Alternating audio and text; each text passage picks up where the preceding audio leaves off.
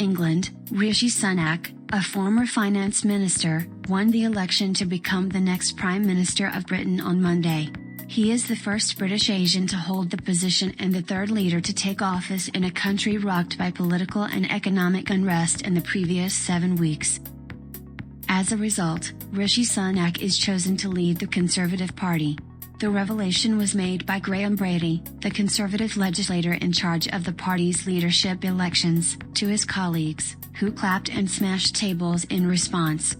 King Charles III will now extend an official invitation to Sunak, who at 42 is expected to become the country's youngest prime minister in more than 200 years.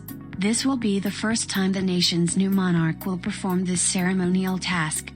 The 67 million citizens of the United Kingdom did not elect Sunak, a multi-millionaire former banker, but rather politicians from the Conservative Party, which is currently experiencing historic polling lows following a decade of austerity and 18 months of controversy and division.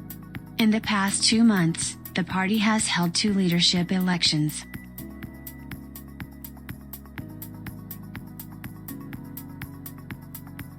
This time, those members were powerless because only Sunak received the necessary backing from 100 parliamentarians to go to a potential runoff. Sunak, a Hindu of Indian ancestry born in Africa, will be the nation's second ethnic minority leader following Prime Minister Benjamin Disraeli, a Christian who was born of Jewish parents in the 1800s. Despite being a magnificent nation, the UK is currently experiencing a severe economic crisis. Sunak made his lone public statement during the most recent leadership competition on Twitter on Sunday. Bringing about economic peace and stability will be even more difficult given that Britain is experiencing a terrible recession with no clear end in sight, as well as a cost of living problem that is already making some people go hungry.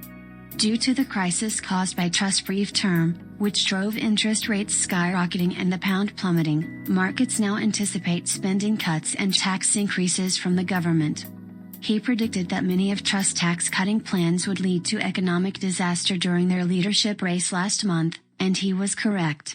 Johnson finally decided against participating in this fight, but it is the most recent cause of contention between the two men, who were formerly close allies when they were at the top of the administration until recently.